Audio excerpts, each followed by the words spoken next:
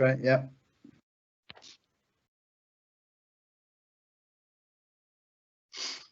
Good afternoon, everybody. Welcome to session 7 of today. It's my pleasure this afternoon to introduce Richard Grazier. He's going to lead the session on the greatest gift of all time, a gift we all take for granted but have so little of. So a little introduction to the session and to Richard. He has 26 plus years of experience in the education technology sector. He's currently director of 12 companies. Richard has worked for some of the UK's most innovative, successful and brightest brands, Granada Learning, Boardworks, AMI Education and now of course Community Brands UK. He's held board level leadership roles across all aspects of the education and technology sector for over 15 years and is purpose driven to help schools use technology to make a sustainable change and improve outcomes for all children. So a few practicalities before I hand over to Richard. If you hover over the screen, you'll get the menu bar up and the 2 interwoven speech bubbles there. If you left click on those, they'll bring up a sidebar of the Q&A. And if you've got any questions for Richard, which I'll host at the end, you can type them into there and that's the way you can interact with the session this afternoon. So without further ado, it's my pleasure to hand over to Richard. Thank you. Good afternoon. Thank you for the welcome, Chris, and thank you everyone for joining me this afternoon. I did have a small section there that said, and before we get started, let me introduce myself, but I don't think I could have done it better than that. Just one other thing, for those of you that are wondering and haven't heard of Community Brands before, you may have heard of the 4 companies that we own in the UK, which is EduSpot, formerly Teachers to Parents, Group Call, WisePay and Assembly, which was part of ARC. I will take questions at the end, or we can take them offline. You can see my email on the screen, and we'll get started. So in preparing for today, I gave some thought to how our industry has changed over the years. In fact, over the last 22 years to be precise. Why am I picking that date? It's because it was actually in '98 when the web reached a level of mainstream awareness. Since then, we've seen wikis in '98. We surprisingly first saw e-learning in 1999, through blogs in 2003. LMS and YouTube came along in 2005, and I will refer back to YouTube later in my session. Social media feels like longer, but arrived in 2009, and then moving closer to now, we saw the return of AI in 2016, and then blockchain in 2017, the next best thing. So quite a lot of disruption has taken place over that period of time, and obviously we could spend an entire session just looking at those different innovations, but I wanted to try and summarize them in a few statements, and I understand that probably won't do justice to all of those developments, but there are a couple of key themes that we've seen. Firstly, several ideas seem to recur with increasing success, which lends itself more to evolution than revolution. And possibly more importantly, only those technologies that have directly offered an improved alternative or gave space and time to schools and teachers to address the core functions of education seem to get adopted for any sustained period of time. Now my presentation is about time, and I want to just open up this afternoon with 2 questions for you to think about. Please don't need to answer them now, just something for you to ponder, and maybe we'll come back to them towards the end. So firstly, how much time have you spent on Teams or Zoom sessions today, this week, this month, even this year? And secondly, right now, today, are you feeling the awareness of the pressure of time, or have you actually luxuriated in time away from your normal working day? Because time is free, yet at the same time it's priceless. And once we've lost it, we can't have it back. So in our collective world, the greatest gift of all time is actually time. To set the scene for my presentation, please let me just read you a short paragraph from a book I read on holiday, and many of us holidays feel like a long distant memory, but this was a couple of years ago. And the book is called The Timekeeper by Mitch Albom. Try to imagine a life without timekeeping. You probably can't. You know the month, the year, the day of the week. There is a clock on your wall or the dashboard of your car. You have a schedule, a calendar, a time for dinner or a movie. Yet all around you, timekeeping is ignored. Birds are not late. A dog does not check its watch. Deer do not fret over passing birthdays. Man alone measures time. Man alone chimes the hour. And because of this, man alone suffers a paralysing fear that no other creature endures, a fear of time running out. And in the book, The Timekeeper, the inventor of the world's first clock is punished for trying to measure God's greatest gift. He's banished to a cave for centuries and forced to listen to the voices of all who come after him, seeking more days and more years. Time is a natural resource, but counting it is a man-made act. And without time, we'd have no framework for our days, no timetables, no deadlines. But how beautiful would our world be if we no longer had to use time as a metric for organising our lives? So if time is the most valuable commodity you have, perhaps it makes sense to really understand its value to you and then make a calculation. Make that calculation part of your financial everyday decision making. The trick, I think, is to deeply be aware of the time of cost to anything, not the abstraction of the dollar cost. So here are a few statements about time as a commodity before we look at the impact of technology. Time is free, yet it's priceless.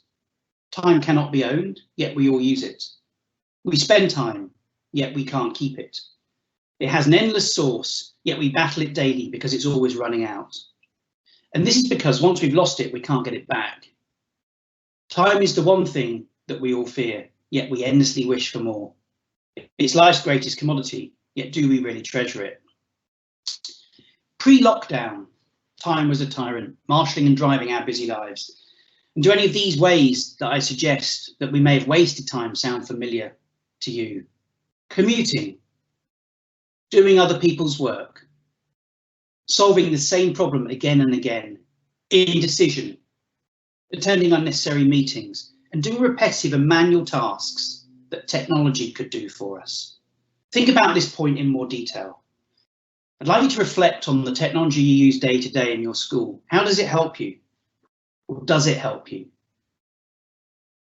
Pre-lockdown, time subconsciously drove our lives, making us feel a source of deep stress and anxiety. It can be unifying and divisive.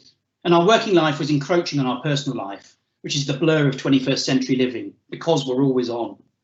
Time was also a reason not to do things. We also had a sense of satisfaction or frustration, professionally, personally, intellectually, also practically, emotionally, and situationally. How many times do we all hear, "I couldn't find the time," or "I'm too busy"? There is so little time to reflect, to find respite, to find time for the pastoral things in life, that we're living with the tyranny of the clock as the grammar of our day. So much of business is enslaved to this operational process of increasing the utilisation of time, sweating more from it, trying to regain control. You all in schools face the tyranny of time each day and every day, as administration processes take up hours of the school day, week and term. So if we move from time, and we all agree that teachers' time is our most precious and scarce resource, then we must use it wisely and waste it even more wisely. And even when our leadership and systems are great, there are things that we could do as individuals too, things that make a really big difference. Education, as you know, is about critical partnerships, and you know that better than me. But an important one of those is actually the partnership between schools and technology. Arguably in education, the tyranny of time has been most powerfully felt through classroom life, having been reduced to the operational structure of timetabling, both an enabler and perhaps a curse. We're all slaves to the beginning and end of lessons, periods, or meetings. Where is the time for serendipity and exploration? How do we nurture the social and pastoral heart of the school community? And how do we meet people via technology to replace serendipity of the school corridor outside of the formality of the period? In many respects, lockdown has struck at the heart of our educational and workplace communities. For many of us, lockdown has shaped and reshaped our lives. No more commuting, no days out, no socialising, no sports club, the list goes on. And for many leaders, we now read that they previously sidelined flexible working. They're now experiencing how productive home working can be, and also seeing that technology exists such that we don't need to be in the same physical building all of the time or waste time travelling to work as much as you did before. So another question for you to think about now. Think about the processes and associated technology that's continued to support you day to day during lockdown. And think about those areas that it didn't. I know in my business, we spent the first month of lockdown reviewing our investment in technology, particularly those areas that didn't support remote working as well as it should. We're now developing a transformative plan based on what we've learned. So let's turn the clock back. Whilst the last 4 months may have felt like a whole year to some of us, let's focus on the positives of lockdown. And I caveat this, particularly with the focus on lockdown, because there are no positives of COVID and the global pandemic. But there has effectively been a recalibration of time. For many of us, a period of the great pause. Everything put on hold aside from time. The physical and spiritual divides between the many parts of our lives have been removed, blending and blurring into one. For many, this time has been a gift. For many, we have the illusion, however, of more time to spend with our loved ones, reflecting, recalibrating through the limitations that we all faced. Time has been disruptive, creating a paradigm shift. So how will we think about this time in the newly disrupted world that we return to?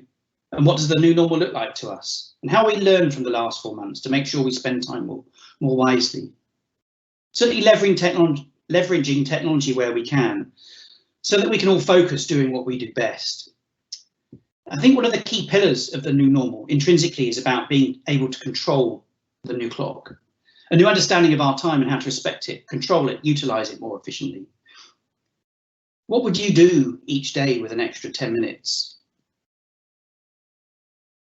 So if we look at time technology in education now, we've looked at the concept of time and the pressures that time creates. Now look at time, technology and education together. And here are some key facets of time to consider as it pertains to education and technology service. And most importantly, technology's respect of it. How many times has one innovation solved a problem only to create another one elsewhere, ultimately taking up more time? Having worked in EdTech for a long time, I can think of quite a few, and e-registration is one that springs to mind. Technology must be used to create space for teaching and learning partnerships to flourish, and the implementation of technology in terms of time must be minimal and stress-free. So what do we do to evolve how we think of time? I'd like to share a stat first and then a story to demonstrate the concept of technology saving time and doing what it does best, and also how a technological advancement led to innovation about how we thought about time. So firstly, the stat. This relates to my business, Community Brands. In an average month, our customers send 28 million emails. Now, over the years that we've been doing this, we've been analysing this statistic, comparing it to the equivalent manual process. So we can predict that these 28 million emails have saved approximately 467,000 hours. And that's against the equivalent manual process. Meaning on average, each of our schools get 30 hours back every month. So that's an interesting stat and something that I'd like to explore further if anyone's interested to talk about other processes that exist where technology could help. So what about that story? So when the motor car was invented, which industry do you think evolved the most?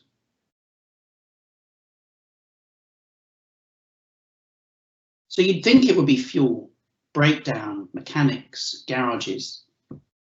Actually, the most significant wasn't any of those. It was branding. Previously, horse-drawn carriages and travel were moved slowly. Therefore, billboards and advertising were very word-heavy, explaining products in great detail. So with the faster moving audience and less time to consume came the innovation that we take for granted now, a logo, all because of the impact of time. So where do we think the next pivot in education is going to be? Can it address time? So how do we all use technology in the service to time? Because great technology itself doesn't make a difference. Great schools and teachers do. However, technology can help. As you all know, we face a global teacher shortage, with latest DFE stats suggesting that 67.4% of teachers who qualified in 2014 were still in service 5 years later. But how can tech help? How would this work? Is it possible to empower teachers elevating their role in the partnership? perhaps using tech to form new learning partnerships with self-directed learners at the centre outside of the classroom, and enabling teachers the space and time to help students in the classroom at the point when they need it the most.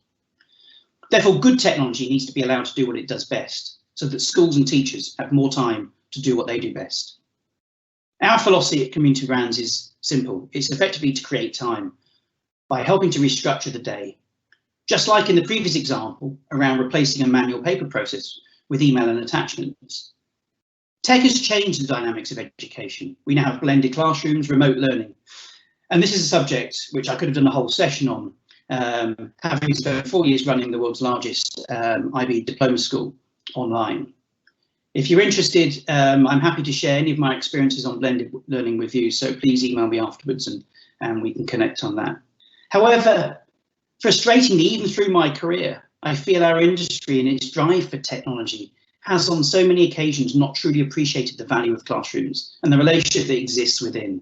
So how do we learn to work the room? As per our remote corporate life, technology in lockdown created online heroes. And it's just possible that these are different to those who thrive face to face. I want to share a case study with you, and I'll cut and paste the link if I can into the chat. Yes, I can. So I'll cut and paste the link to this for you all to have a read of later on. But in autumn 2000, the Swedish government started a 5-year trial period where a limited number of municipalities and schools could abandon the current restrictions in the national timetable for comprehensive schools. Now, during this period, there are no restrictions on the amount of time spent on each subject. Only a total amount guaranteed per student is evident in the study. 6,665 hours during the 9 years of compulsory school. Now, according to the teachers, this scheduled time for free choice of subject and the fact that they worked in teams increased the cooperation among teachers in both planned and spontaneous ways. Thus, the time they spent together with students was regarded to be of a higher quality than before. So, provocative question here, could timetables ultimately become something of the past? So thinking about technology and its part to play in creating more time so that teachers and schools can do what they do best, how do we sustain this good in the new normal? Because recently we've been forced to break the temporal and spatial conditions and tramlines in which education has kept sacred, like offices that we are now having under review as places of brand and culture. Less about the operational of work. But does lockdown point to the classroom no longer being the centre of education as traditionally known, and more the hub of great learning moments? Does the future of learning lie in the hands of the learner, in the same way Netflix and YouTube allow you to watch at your own pace? It's easy to forget that just a couple of decades ago, television followed a timetable. In our new blended normal, will remote control be all? Will we finally move to a full model in which the formality of teaching, filling up the vessel, happens online, while the informality of nurture takes place offline? Perhaps the greatest winner in the new world order could be the rise of the self-directed learner, owning their time, with learning moments consumed at a time which suits them. Just like we are reimagining the office spaces of business, perhaps the same will happen more widely for the classroom. We already see so many great examples, like Cornerstone Academy Trust, of this already. Now, I purposely haven't focused on our products from a community brands perspective, and I certainly won't be talking about our products and services now, because I really wanted this session just to be thought-provoking in the abstract. I do want to share, however, our vision and mission and how it relates to technology and the partnership of education. So in community brands, we believe that time is intrinsic to the power of our education communities, and that's why we're called community brands. We have a deep belief in technology and products that serve time, a belief in technology and products that respect our communities, and a belief in products that form partnerships with our customers. And all of our products are in service to delivering more time back to schools and the members of their communities. We believe our products should be tech-enabled and frictionless in design. Designed specifically to reduce the administrative frictions that exist day to day, and to provide data to inform and inspire continuous improvement of the community. And in the same way, our community, and in return, our community gets a choice and control to remedy these administrative frictions. Time back so that they can better invest their limited resources and time into the things that matter. So in a lot of respects, we use technology and turn the aspirin into a vitamin. We are very conscious that often technological aspirins can solve one headache only to create another, not least when it relates to processing of data. So our model is to move the aspirin culture of technology into the vitamin of well-being. We are a vitamin, a formula for community strength, resilience and well-being. As such, we invite our staff, our customers to become members of our community, not predicated on transactions, but on shared insight and endeavour to endlessly explore how we get more from time. And on that basis, we would like to invite you all to join our community. No purchases required, by the way. So if any of you would like to connect with us so that we are together and we can work together to develop the next pivots to that partnership, that really important partnership between technology and education, then please either get in touch with me directly, where the contact details are on the screen, or go to our website and complete the form to join our community here. And then we can connect with you and we can continue this conversation about how that important partnership can develop. My presentation was about time. It was deliberate in the abstract. It wasn't intended to promote any one product or service, but just to share with you, because I'm sure you consumed an awful lot over the last day and a half, just to share with you some ideas to provoke some discussion. Thank you for your time. It's been a pleasure to spend some time with you today. And I deliberately wanted to be early because in that case, I can give you your time, which is our greatest gift. So let EdTech serve it. Thank you. Thank you, Richard. Really thoughtful presentation, which I think people are digesting. There's no specific Q&A come through as yet. I'll just give it a moment. I really enjoyed your aspirin vitamin metaphor there. I think that's one that strikes a chord with me. It certainly felt like an aspirin at times in my career, but more and more seamlessly technology is that vitamin, and I think we all experience that through, well, those of us who've been around long enough to know that the technology we hold in our hands is a completely different beast to that we first started out with, and does facilitate many of the things which it used to create a headache for. So lots for everybody to think about. Stuff I will go away and think about. There aren't any specific Q&A, so thank you very much this afternoon, Pleasure. Richard, for your contribution and a great session. And with that, we'll give everybody that time and draw it to a close. Very good. Lovely. Thank you. Thank you. Bye. Okay.